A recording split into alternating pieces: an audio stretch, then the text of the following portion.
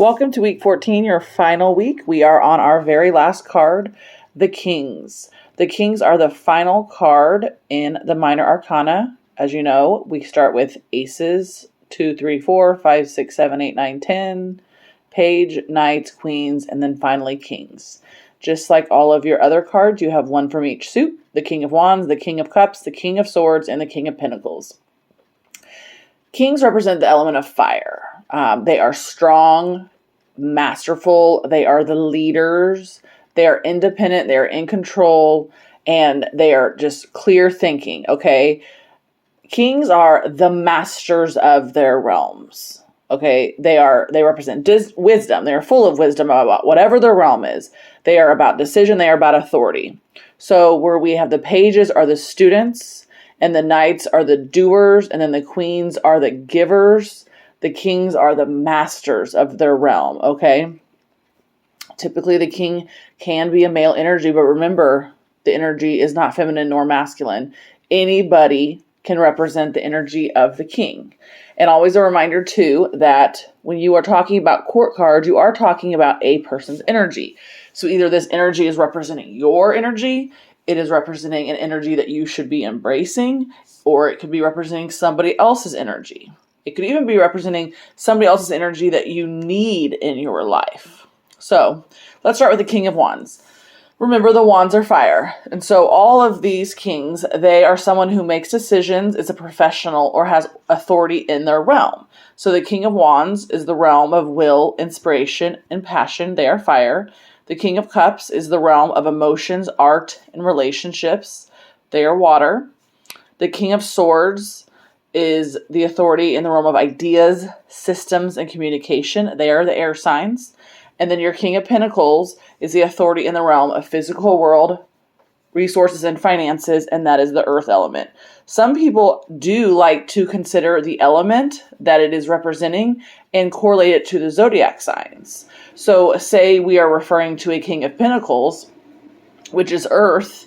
Maybe your father or your partner or your brother or your sister or somebody in your life is actually an earth sign like Virgo, Capricorn,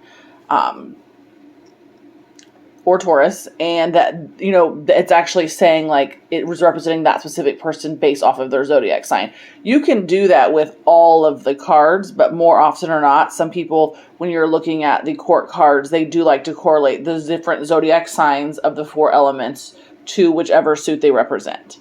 So we have the King of Wands. He is fearless, motivated, and action-oriented, okay? This is the kind of leader that is about passion and loyalty, and he is the kind of leader that you would have in a war, right?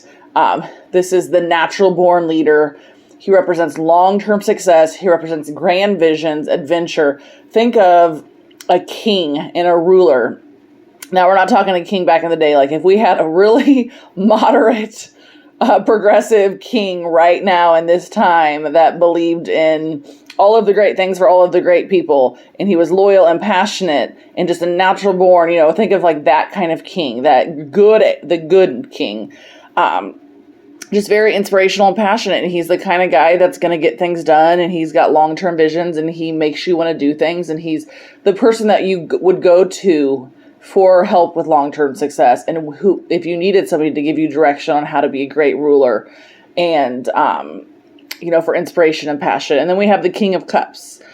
So this King of Cups, the great thing about him is that he is in complete control of his feelings, okay? The King of Cups has mastered how to control his feelings. He has mastered his emotions, okay? He's calm, loving, and the great thing, too, is that he is a very emotionally mature person, okay?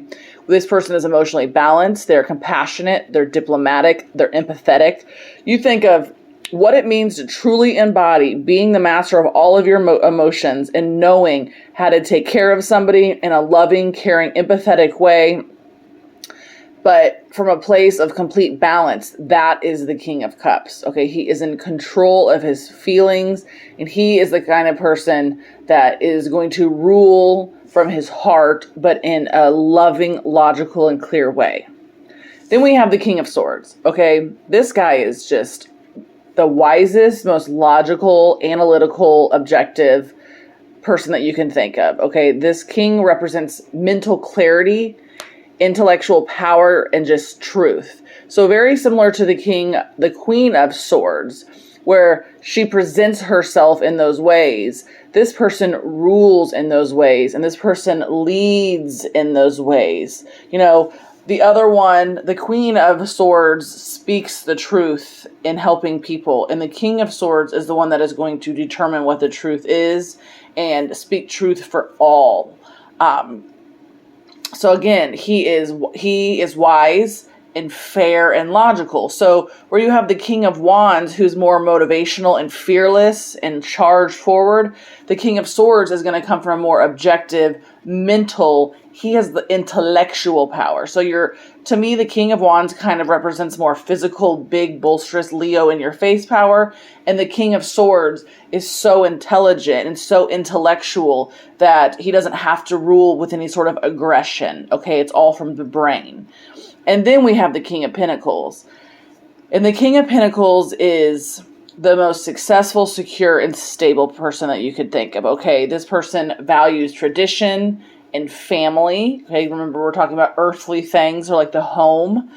They have a lot of money and they have a lot of resources. You know, the king has learned how to rule abundance and has mastered abundance. Okay, this is why the King of Pentacles represents wealth. They also, just like all the other kings, represent leadership. He can represent business and being the best in business. He is very disciplined. He is very trustworthy. And this guy represents, or girl or person, represents security. Okay. The King of Pentacles has all of the resources and all of the things and everything that he needs to take care of you financially, emotionally, physically, all of that stuff. Okay. He is a trustworthy person. He is the business leader. Okay. Anything that has to do with the physical world, resources, and finances, he has successfully and securely made his place in that world. Okay. He is very stable. A lot of people like to have this as a partner, right? It's somebody that you know is always going to have you grounded and taken care of, and that you're never going to have to worry about. Often this person represents a parent if you're used to having your parent take care of you in financial ways. So just to recap, the King of Wands is about inspiration and passion and will. He is fearless. He is motivated. He's action orientated. He is a natural born leader that just has grand visions and loves adventure. The King of Cups has completely mastered his emotions. He is all about being emotionally balanced. He is compassionate. He is empathetic. He is in the realm of arts and emotions and relationships, and he is loving and the most emotionally mature person you could think of. Then we have the King of Swords, which rules with his intellectual power. He only speaks truth. He represents authority as a whole. He is a wise, fair, logical, powerful energy. And then we have the King of Pentacles, who is in the realm of the physical world, resources, and finances. So this person represents stability, security, family tradition, home life, being secure, money, having all of the resources. He is also the ruler of businesses. So I would just like to say one last time that when you are dealing with the pages, kings, queens, pages, knights, queens, and kings, the gender is completely fluid, although you typically refer to the king as a he. That's just a habit. And then the queen as a she. That's just a habit. But again, they're completely gender fluid, and ideally, we would all be referring to all of them as they, but societal standards will always put, the king as the male and the queen as the female. So that is the last of your cards for this 14-week mentorship, the Kings.